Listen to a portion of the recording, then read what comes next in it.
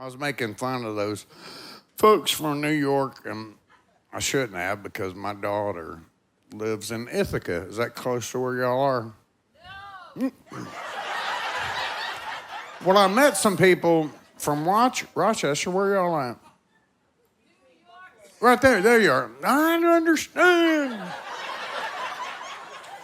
I'm sorry. I was talking to them. They're from Rochester, right? Yeah. My daughter lives in Ithaca.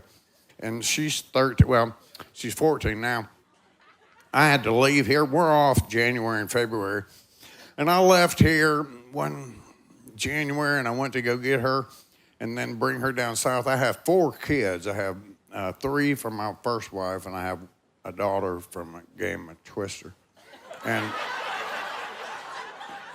so I went to go get her and then go to South Carolina so I can hang out with her and my other kids. And I drive to Ithaca. We get in the car. We start this 14-hour drive. And my daughter, who was 13 at the time, starts asking me stuff about the South. And the first thing I did was I looked through my phone and I found Charlie Daniels' greatest hits, The Devil Went Down to Georgia. And I played that for her. And I ended up having to play it 314 more times in a row for her to get all the words to it. And I started talking to her about other stuff, too. Some of y'all might be too young to remember, but different TV shows like Petticoat Junction, Green Acres, The Andy Griffith Show.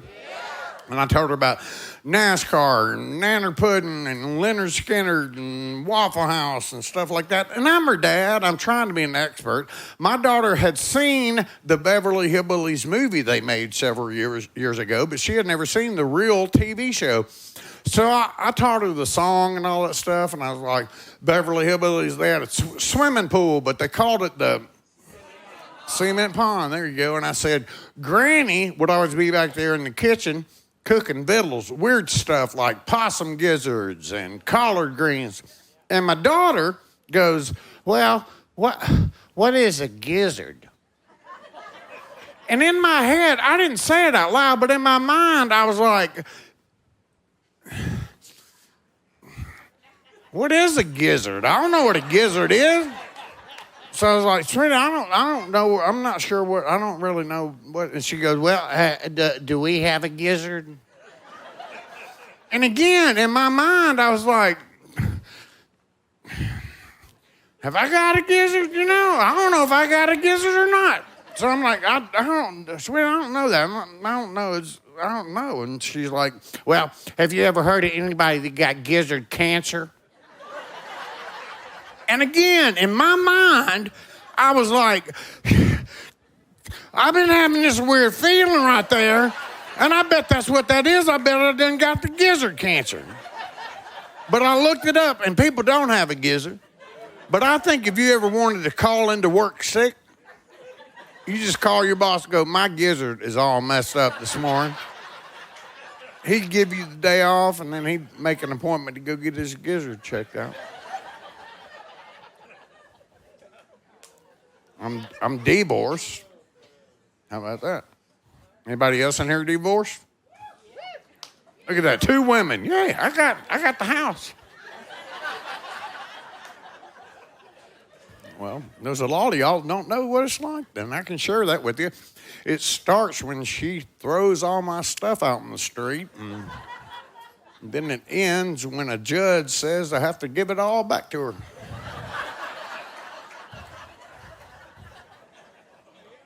Ask me why I got divorced. Go ahead, ask me. On account of sometimes I fail to see how my actions affect other people. And also, everything does not have to be a joke. And also, some other stuff I wasn't listening to what she was talking about. Would you like to hear an example of how sometimes I fail to see? You don't have a choice because I have the microphone. Me and my first wife bought a house several years ago. I'll teach you something, young man. You need to know this, dude. When you move, you got to go change your address on your driver's license, right? That's the state law. You're supposed to do it within 30 days. All right, this is what you need to know. Sometimes women lie about their weight, okay? I don't care at all, but you wouldn't think on a legal document like a driver's license You could lie about your personal information. Me and my wife go to the DMV, and of course there's 40 people standing there. We finally make it up to the counter, and the lady's doing a little thing. She asks my wife, she goes, ma'am, how much do you weigh? And my wife goes, 115 pounds. And I go, what? And she's like, you shut up. And I said, you can't lie on your drive. You shut up. And then I get up there, and the girl's like, sir, how tall are you? And I go, well, I'm 8'4". And she's like, I can't let you lie on your drive. I was like, you just let her lie on her. I'm 8'4". She's 115 pounds. Let's get a scale out here, and we'll see who's closer on this deal. If women had to weigh in public at the DMV to get a driver's license, you would not have half as many women drivers, I guarantee you. Be like, forget it, we're getting a horse and turning Amish.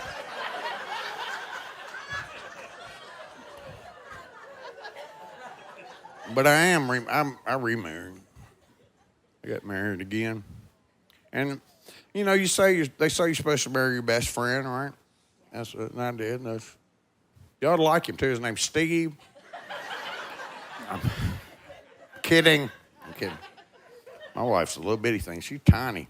She's less than 5 foot tall, weighs about 103 pounds. She could live off the food that I drop every day. I became my own little chihuahua. She's healthy. She exercises. 3 weeks ago, I'm laying on the couch and my wife's in the kitchen. She goes, baby, would you like a smoothie? Look at me. I don't eat that kind of stuff. I didn't even know. I had no idea. Do you know what they are? I was hoping she was talking about. And then she got the blender out, and I was like, Lord, I hope it ain't that. And she said to put some yogurt, blueberries, strawberries, and some Spendiva. Spendiva. Say it again. Stevia. I never even heard of that. I'm like, is it like a strawberry shake? She goes, yeah, but it's healthy.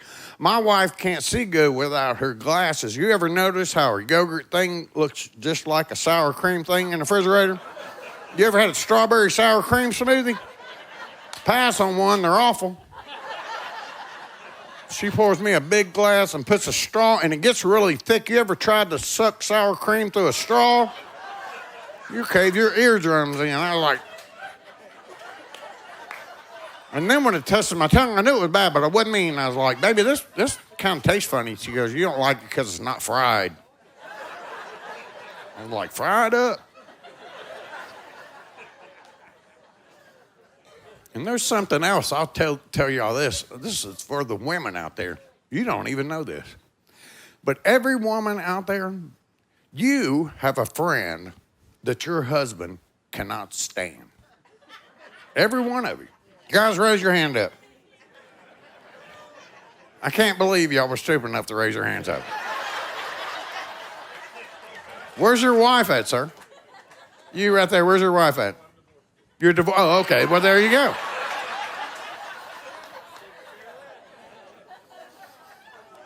There's a way you can fix it, though. Let's say your wife's friend's name is whatever, Stacy.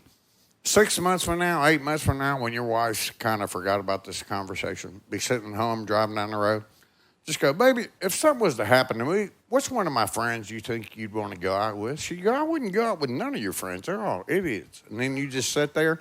You ain't got to say nothing else.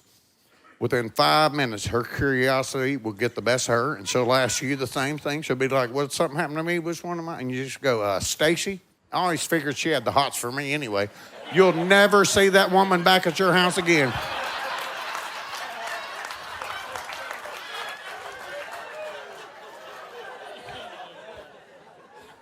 But me and my wife, we get along good. We don't argue or anything like that. You heard that thing about not going to sleep mad? We wake up that way sometimes. Because just sharing a room together can be a big deal, man. I mean, it is. How many of y'all done had your husband or wife wake you up at 3 o'clock in the morning and go, baby, I just had the weirdest dream? And then expect you to wake up and sit there and listen to them babble on for 10 minutes about some idiotic dream they just had. Don't tell nobody your dreams. They don't know what you're... And guess what? They don't care either. Think about it. In your whole life, you ever heard anybody ever say, hey, you know that dream you had? It sounded really interesting. I would love to hear some more about it.